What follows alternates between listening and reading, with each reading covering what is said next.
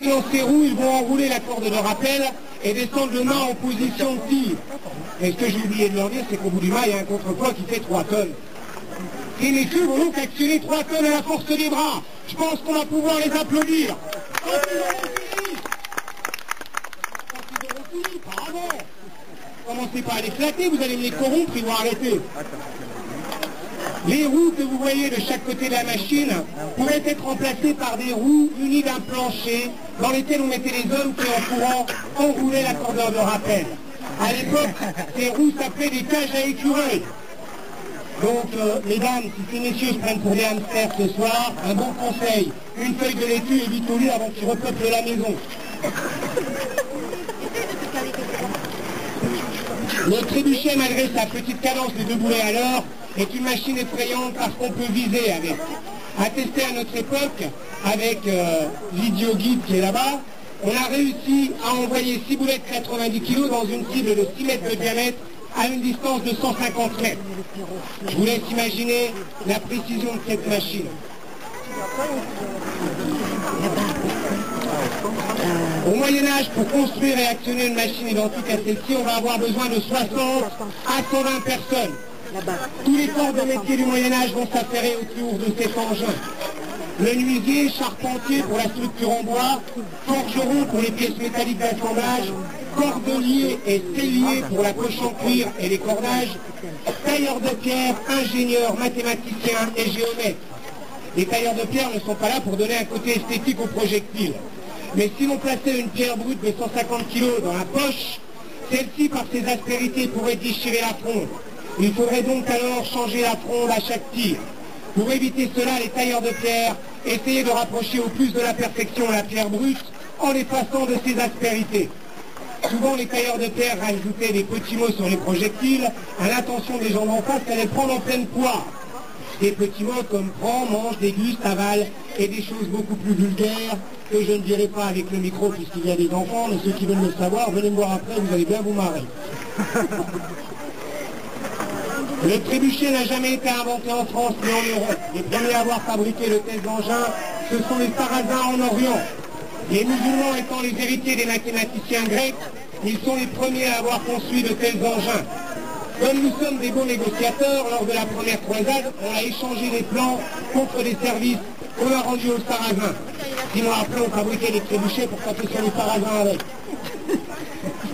Lors du 2e siège de Jérusalem, il y avait 8 machines comme celle-ci, face à la porte des lions qui ont tiré pendant une semaine d'affilée des boulets de 200 kg sur la ville sainte.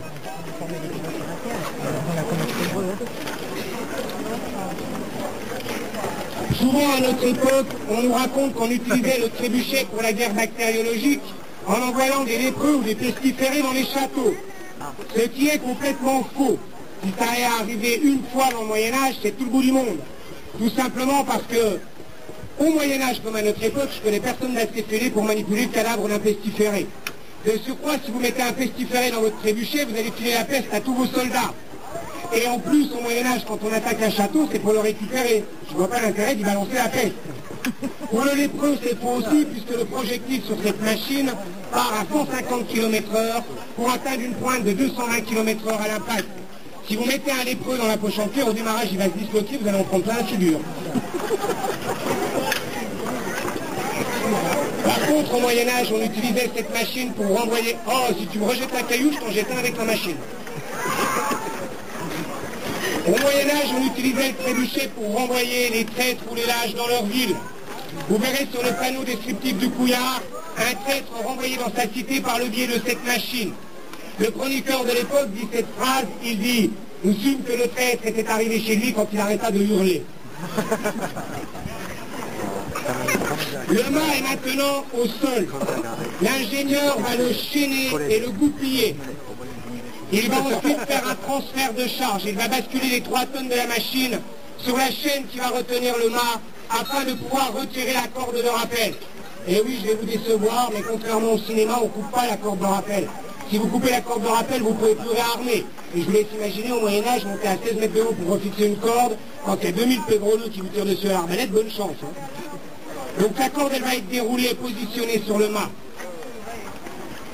Mais avant de dérouler la corde, l'ingénieur va vérifier que la chaîne retienne bien les 3 tonnes. Vous allez voir que pour cela, il a un geste très technique. C'est ce qui fait de lui un des meilleurs ingénieurs militaires sur machines de guerre du Moyen-Âge à notre époque. Vous allez voir que ce geste demande quand même beaucoup de dextérité et de savoir.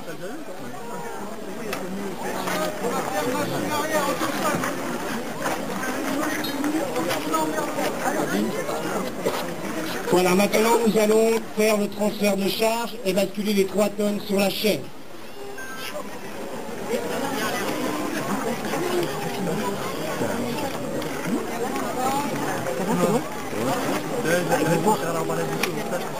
Voilà, maintenant c'est la chaîne qui retient les 3 tonnes.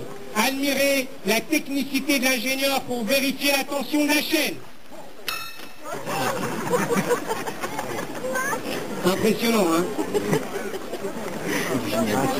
Alors aujourd'hui, comme vous êtes beaucoup et que vous me plaisez bien et que je commence déjà à bien vous aimer, on va tirer un boulet de 18 kg et on va essayer d'atteindre le rocher qui est à la droite du moulin. Si on atteint le rocher, on aura effectué un tir d'approximativement 150 mètres. Si on dépasse le rocher, ça va être un tir merveilleux pour moi. Mais malheureux pour vous, parce que derrière le rocher, dans la vallée, il y a un parking où vous avez garé vos bagnoles.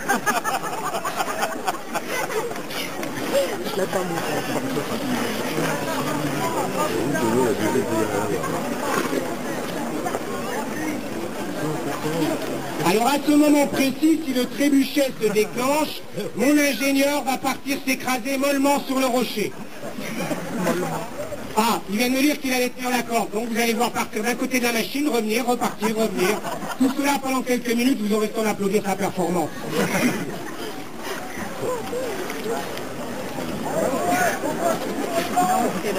Bon, les gars, il va falloir s'activer un peu. Moi, j'ai dit qu'on tirait 2 boulets à l'heure, hein, pas 2 boulets par semaine. Hein.